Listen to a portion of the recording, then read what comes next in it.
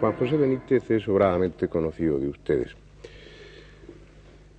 Ha estado en este programa en multitud de ocasiones, nos ha ayudado con cierta frecuencia y su ayuda siempre ha sido importante, sobre todo en lo que se refiere al tema de los ovnis, porque como ustedes saben es una de las personas que mejor conocen el tema, no ya en este país, sino posiblemente en el mundo.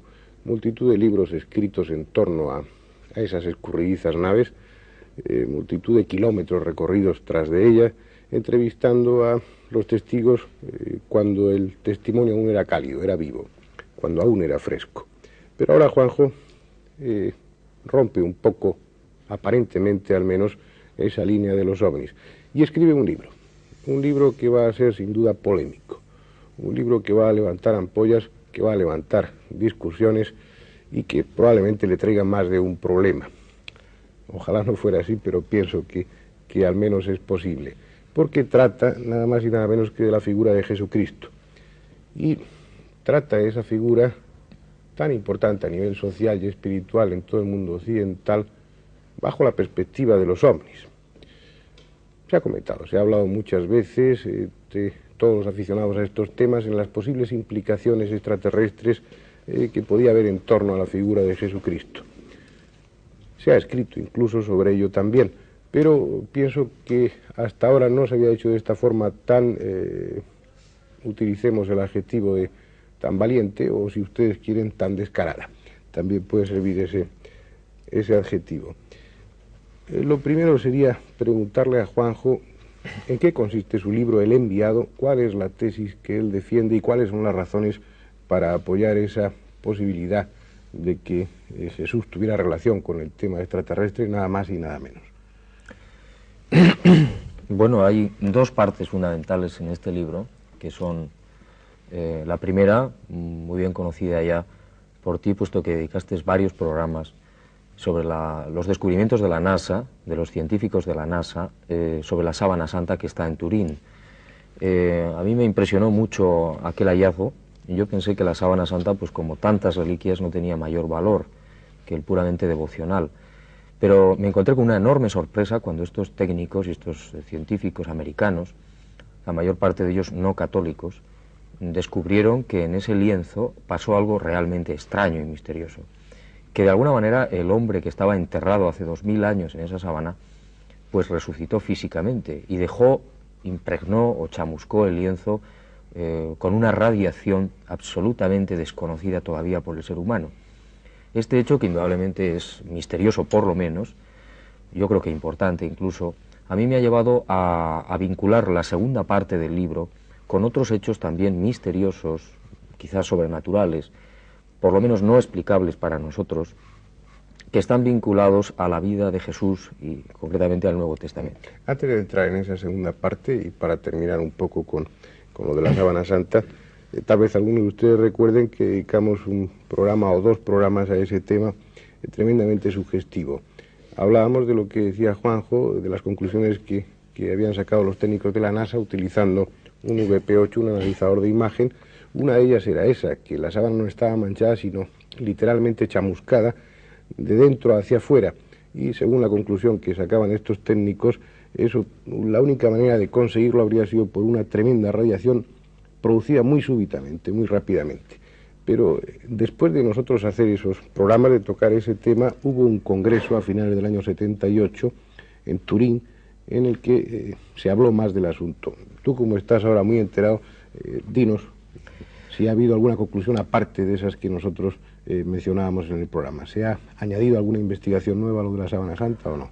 Bueno, en este congreso del 78 en Turín realmente hubo un despliegue científico como yo creo que jamás se ha hecho en torno a algo relacionado con la Iglesia, porque si no recuerdo mal eran unos 60 americanos, ingleses, italianos, todos ellos expertos, científicos, investigadores, una gran parte de la NASA, que se encerraron casi 4 días en el Palacio Episcopal a puerta cerrada con una enorme mesa de 6 metros y sobre la que desplegaron la sábana y realizaron yo creo que todo tipo de experiencias que todavía no se han hecho públicas en su mayoría. Sin embargo, se han filtrado algunos de los descubrimientos que han conseguido, que son verdaderamente apasionantes.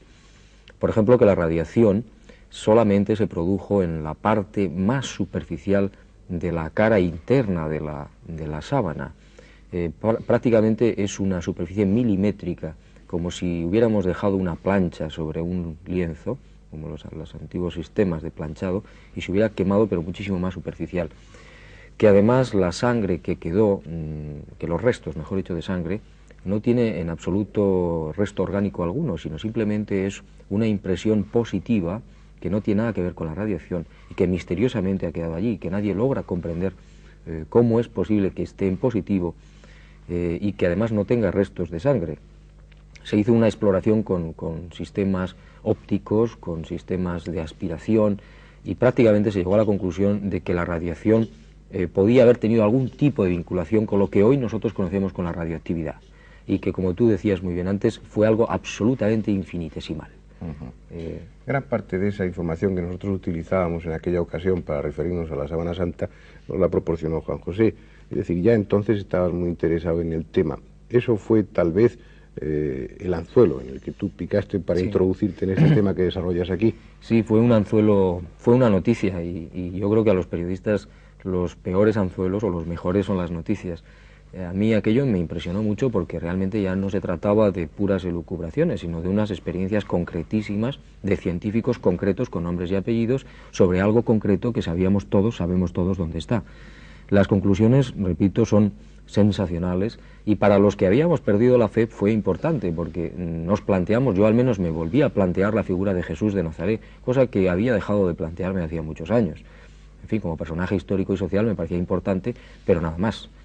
Entonces, al ver estos resultados sensacionales, estos concretísimos, estos analizadores de imágenes, que realmente este hombre resucitó, a mí me dio un vuelco el corazón.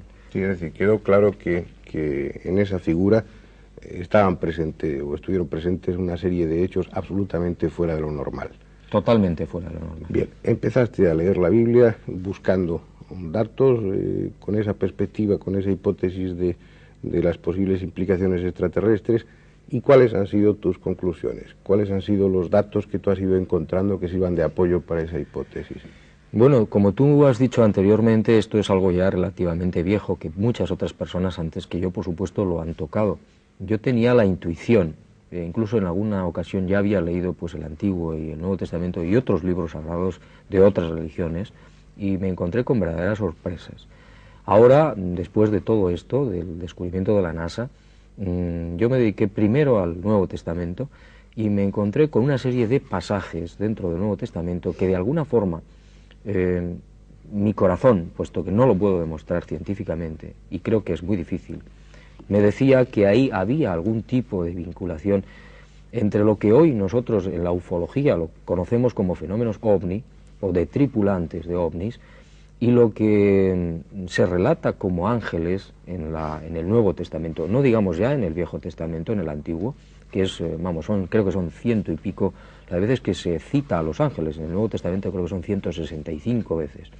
Y yo me encontré con algo que ahora está cada vez más fuerte y más firme en mi creencia, y es que de alguna forma, y es el planteamiento de este libro, Jesús tuvo a su alcance, a su alrededor, un equipo de lo que hoy podríamos entender nosotros como cosmonautas, como astronautas, no sé exactamente qué palabra emplear, que desde luego no son ángeles con alas en las espaldas, que le ayudaron, que colaboraron con él y que aparecen en muchos de estos pasajes.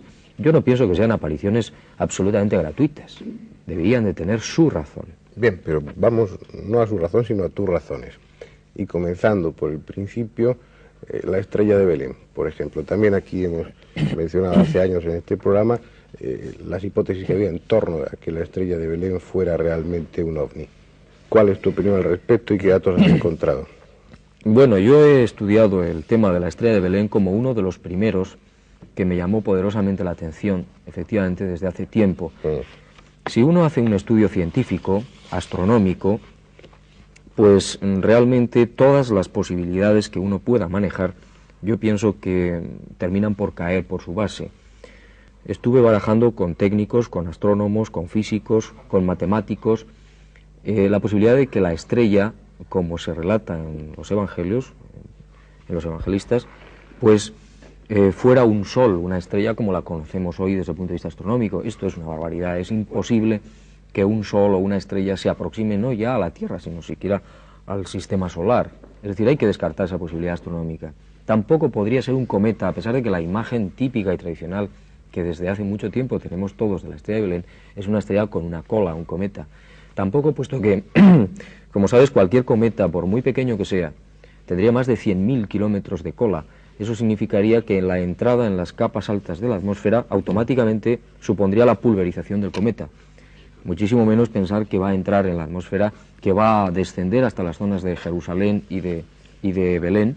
Esta sería la interpretación bajo, no sé si lo podrán captar las cámaras, la interpretación en tu libro sobre la estrella de Belén, ¿no? Representada como un ovni. Es que es la conclusión final, es decir, después de hacer un análisis exhaustivo, objetivo, frío, de todas las posibilidades astronómicas y científicas de lo que hoy conocemos como fenómenos astronómicos y atmosféricos, solamente nos cabe la posibilidad de que aquello que brillaba, que estaba guiado inteligentemente, puesto que guiaba una caravana durante meses, y por supuesto de día, no de noche, que es uno de los grandes errores que se cometen al interpretar esta estrella. Los magos caminaban, o las caravanas caminaban de día, no de noche, por tanto no puede ser nada de tipo científico y astronómico. Entonces la única conclusión... También como apoyo está descrito que se detuvo encima del lugar del nacimiento de Jesús. A mí me recuerda mucho los casos actuales de ovnis, cuando al llegar a Jerusalén la estrella desaparece y los magos se entrevistan con Herodes, tienen una serie de reuniones y es lo que está relatado en los evangelios. Al final llegan al conocimiento de dónde va a nacer el Mesías, en Belén de Judá, y al salir de Jerusalén la estrella aparece de nuevo. Esto ha ocurrido cientos de veces, de ovnis que llegan a ciudades, a pueblos, persiguiendo o guiando o incluso por delante de testigos, desaparecen al llegar a un pueblo o a una ciudad y después vuelven a aparecer al salir de la zona urbana. Más datos. Dejemos ya la estrella de Belén. Bueno, más datos que has encontrado en tu investigación. Después de la estrella, que a mí me fascinó, porque significaba ya de entrada en el mismo nacimiento, pues de alguna manera ya la presencia de este equipo, entre comillas, lo que yo tampoco sé exactamente cómo definirlo, de seres súper avanzados, súper tecnificados, súper próximos a Dios, claro. Yo me encontré con que en el propio bautismo del Jordán se abren los cielos y aparece algo en forma de paloma. Esto es muy delicado, realmente no hay demasiada descripción en el Nuevo Testamento sobre lo que realmente ocurrió, pero posteriormente sí hay algo más claro, y es que dice el Evangelio que Jesús fue empujado por el Espíritu hacia el desierto. Estas son las palabras textuales. Y en el desierto, en fin, acudió el diablo y todas estas cosas, pero al final vuelven a aparecer los ángeles que le servían. Yo no creo que esto sea algo gratuito, ni que sea algo metafórico, sino que realmente debió haber un descenso de estos seres que debían de tener muy controlado a Jesús, muy próximo, debían estar muy próximos a él. Sí, además la palabra ángel, la traducción correcta sería la de mensajero, ¿no? Exactamente, angelois, exactamente. Y posteriormente, quizás con muchísima más claridad, es, digamos, el pasaje fundamental, uno de los pasajes fundamentales, es el famoso del monte Tabor, de la transfiguración.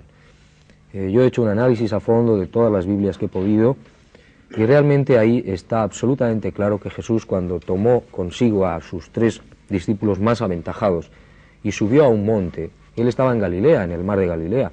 Lo lógico es que si hubiera querido sostener un contacto con este equipo, con estos astronautas, entre comillas, con estos ángeles, pues le hubiera bastado con salir a las orillas del lago y tener pues el encuentro que iba a tener. No, subió al monte más alto en aquella zona, y allí una nube cubrió con su sombra a los apóstoles, y 2 hombres de vestiduras fulgurantes tuvieron una conversación con Jesús, una conversación que llegaron a escuchar en parte los apóstoles. ¿Cómo se describe, si recuerdas, a esos 2 hombres de vestiduras fulgurantes?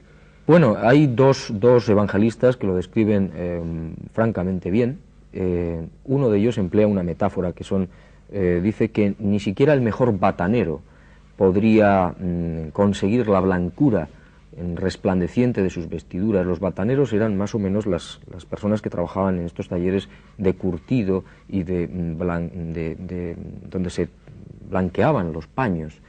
Entonces realmente la blancura que conseguían era realmente espléndida. A mí me da la sensación de que Jesús, que cambió de cuerpo glorioso cuando resucitó y nada más, no necesitaba transfigurarse y irradiar luz y cambiar de naturaleza física en un encuentro en un monte. Yo le doy una interpretación muy personal, naturalmente puedo estar equivocado, claro, de una luz que podía proceder del vehículo o de los vehículos en los que habían venido estas dos personas, estos dos seres que hablaban con él, que por supuesto no creo yo que fueran Elías ni Moisés, entre otras cosas porque estos señores vivieron prácticamente 1200 años antes que Jesús, que los apóstoles. ¿Cómo iban a reconocer los apóstoles que estaban con Jesús a Elías y Moisés si no había fotografía, ni cuadros, ni descripciones físicas de estos señores? Ellos se imaginaron que podían ser Elías y Moisés porque indudablemente les sorprendió y les maravilló, pues posiblemente los trajes metalizados y la blancura y la luminosidad de los trajes espaciales de estos seres por la propia luz de la nave que quizás estaba muy cerca. La prueba es que quedaron sumidos en un sopor. Es un fenómeno muy corriente en los testigos que están muy cerca de los ovnis hoy. Eso lo está muy estudiado. Y hablaron de la partida de Jesús de Jerusalén, es decir, de su próxima muerte. Es decir, estaba todo perfectamente planeado. El equipo y Jesús trabajaban conjuntamente. Yo estoy absolutamente seguro de esto. Aunque, por supuesto, no lo puedo demostrar, naturalmente. Entonces Jesús, al descender, les aconseja a los apóstoles que no digan nada de lo que han visto, hasta que Él resucite. Es decir, ese encuentro no pudo ser fortuito ni gratuito, tenía que obedecer a un plan que me parece lógico dentro de una cosa tan importante como es la redención del género humano. Sigue, más datos.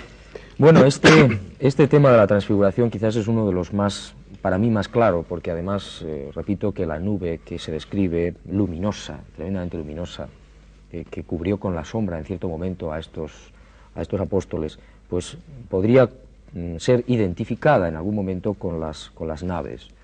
No es la primera vez que una nave o incluso se camufla con un sistema de nube o de algo parecido. Ni es la primera vez, perdona que interrumpa, que en los libros sagrados se habla de nubes. Sí. En el Éxodo hay una alusión constante cuando se habla de Yahvé a esa nube que desciende y que también podría tener la misma significación que lo que tú estás comentando ahora, ¿no? Sí, yo estoy convencido que este plan, entre comillas, de la redención humana estaba siendo llevado por el alto Estado Mayor de allá arriba, entre comillas también, mucho antes incluso de la llegada de Jesús. Y, en fin, el Éxodo es una de las partes importantes de este plan. Posteriormente hay otros encuentros o otras alusiones de Jesús a los ángeles. Por ejemplo, en el prendimiento, en el Monte de los Olivos, Jesús, cuando lo van a prender y alguien trata de defenderlo, le dice: vuelve tu espada, porque realmente si yo quiero, le pido a mi Padre que mande 12 legiones de ángeles.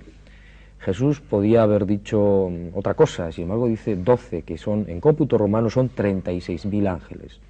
Es decir, eso significa que el equipo debía ser muy numeroso. Además, también pues él hace una alusión a que cuando alguien le defienda ante los hombres, él le defenderá ante los ángeles de su Padre, no ante su Padre. Es decir, el equipo, los ángeles, estos astronautas para Jesús debían ser muy importantes. Y luego, digamos que una de las partes finales, muy importante también en este contexto, digamos, audaz o nuevo, es el descenso de los ángeles en el momento mismo de la resurrección o posteriormente a la resurrección en el sepulcro. Hay una descripción de un evangelista que es muy bonita, que es sensacional, que yo creo que ni siquiera pensando en ovnis o en astronautas lo hubiera podido hacer mejor. Y es que cuando él dice que el ángel del Señor descendió provocando un terremoto y provocando el temor de los soldados que cayeron rostro en tierra, aterrorizados. Y yo he estado estudiando qué tipo de soldados eran los que tenía Poncio Pilato, el procurador romano en aquella época, y todos eran pretorianos, eran legionarios hechos a la guerra, gente que no se asustaba así como así, y que indudablemente no hubieran salido corriendo, a no ser porque aquello verdaderamente tenía que ser absolutamente anormal para ellos. El descenso y este es el planteamiento que yo hago en el libro, quizás de una nave cerca del lugar donde estaba Jesús, del que podía haber salido algún tripulante de este equipo para rodar la piedra y sentarse sobre ella, pues realmente les tuvo que impresionar poderosísimamente. Podía ser también incluso el ángel del Señor un solo astronauta con un equipo de autopropulsión. En fin, estamos un poco dentro de la elucubración, pero una elucubración que creo que esto es importante matizar, no le resta ni un solo gramo a la divinidad del plan de la redención. Todo lo contrario. Yo pienso y estoy absolutamente convencido que es hermosísimo que Dios se valga de sus criaturas más avanzadas para llevar a cabo los planes más importantes. Juanjo, si todo eso sucedió en una época determinada, según esa hipótesis, según esa implicación extraterrestre, hay que pensar que tuvieron éxito, que fracasaron, que eso fue un experimento, fue un intento que no trajo todas las consecuencias esperadas, o sí las trajo, qué ha sucedido a lo largo de la historia, por qué han tomado otro papel los ovnis. Pienso que habría muchas preguntas que abre esa posibilidad, esa hipótesis que tú dices, preguntas que no sé si tienes alguna respuesta para ellas. ¿Qué es lo que piensas al respecto? Bueno, yo no tengo prácticamente respuestas porque creo que el tema se nos escapa de las manos a todos, pero yo al final termino el libro con una entrevista supuesta que a mí me hubiera gustado hacerle a Jesús de Nazaret y le hago las mismas preguntas que tú me estás planteando ahora. Entonces, dentro de mi imaginación, Jesús responde y dice, es que vosotros no habéis entendido que yo aquí solamente vine a dejar un recado, a dejar un mensaje, que realmente, pues eso, soy un enviado, pero que no lo habéis entendido. Entonces yo creo que la implicación ovni es mucho más importante, mucho más trascendente a todos los niveles, no solamente ahora, sino en el pasado y sobre todo en el futuro. Yo creo que toda esta casuística ovni, estas oleadas, nos están tratando de decir algo. Quizás simplemente que abramos las mentes. Bien, pero si en un momento determinado de la historia, como es el nacimiento y mensaje que difundió Jesús, ellos intervinieron de una forma directa, clara, sin lugar a dudas, sin plantear nebulosas, ni mucho menos, de una forma franca y concreta. ¿Por qué ahora, que en este momento en el que la humanidad está atravesando situaciones mucho más conflictivas, mucho más tremendas en cuanto a un dudoso futuro que tal vez no lleguemos a conocer, unas situaciones mucho más dramáticas que las que sucedían hace 2000 años, ¿por qué ahora, si todo esto que tú dices es cierto, no toman un papel más activo, no vuelven a traer otro Mesías? Bueno, hay un pasaje importantísimo del final de los Evangelios que a mí me ha impresionado mucho también, y es que cuando Jesús se va, mejor dicho, cuando a Jesús se lo llevan, porque dice textualmente que fue llevado a los cielos, esta es una frase que implica toda una filosofía y todo un mundo nuevo. Yo pienso, él habla de que va a regresar. Yo creo que es algo tan etéreo para nosotros que muchas veces no le hemos prestado atención, pero él dice cómo va a volver y cómo piensa regresar sobre las nubes del cielo con gran poder y majestad, y que antes habrá señales en los cielos, señales que quizás, ¿por qué no?, podríamos estar identificando ya con muchos de los fenómenos luminosos, ovnis, etcétera, que se están viendo constantemente en el mundo. Yo no sé si esto es el final de los tiempos, en fin, es algo que escapa a nuestras posibilidades, pero que indudablemente él, si regresa, regresará como realmente está ocurriendo ahora. Eso a mí no me cabe la menor duda. Quizás sería la solución para todos los problemas que tú efectivamente estás planteando. Tal vez. Volviendo otra vez al tema y relacionándolo con la Sábana Santa de Turín, aparte de los datos objetivos que proporciona la investigación que hicieron los técnicos de la NASA con el manto de Turín, tú has encontrado en la pasión, en la muerte, en la resurrección, has encontrado también implicaciones extraterrestres, siempre, entre comillas. Bueno, hay una parte concreta, por supuesto que sí, que podría interpretarse de alguna forma desde este prisma. Pensando, por supuesto, que si este equipo, esto es fundamental, si este equipo estaba trabajando conjuntamente con Jesús en este plan concreto de la redención, hay que pensar que estaba pendiente de él y que estaba muy cerca y que estaban perfectamente enterados de todo lo que hacía y decía Jesús. Entonces, sin embargo, hay un hecho físico concretísimo en el Evangelio, que es precisamente unos momentos antes de morir Jesús, si no recuerdo mal, que dice que cayeron las tinieblas sobre la zona de Jerusalén. Yo me he preocupado de saber si realmente hubo un eclipse de sol en aquella época, y es absolutamente imposible, entre otras cosas, porque se celebraba la Pascua, la luna, el plenilunio, y por tanto era incompatible la luna llena con un eclipse, ni siquiera parcial, ni siquiera total, de sol. Entonces no pudo ser un eclipse, por tanto tuvo que ser un fenómeno absolutamente local, un fenómeno misterioso que pudo estar provocado indudablemente por la presencia de estos equipos, por razones que nosotros ignoramos, pero que indudablemente tenían que tener sus razones, porque entre otras cosas estaba agonizando el enviado. Eso me imagino que tenía que ser realmente grave.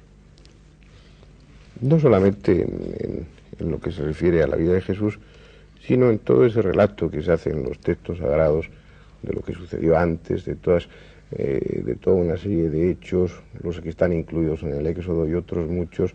Hay otras implicaciones, otras posibles implicaciones extraterrestres. Se ha hablado mucho de Sodoma y Gomorra, de qué fue lo que acabó con ellos. El hecho de haber investigado en torno al tema de Jesús bajo este punto de vista te está llevando a analizar todo el Antiguo Testamento y buscar también esas conexiones con el tema OVNI.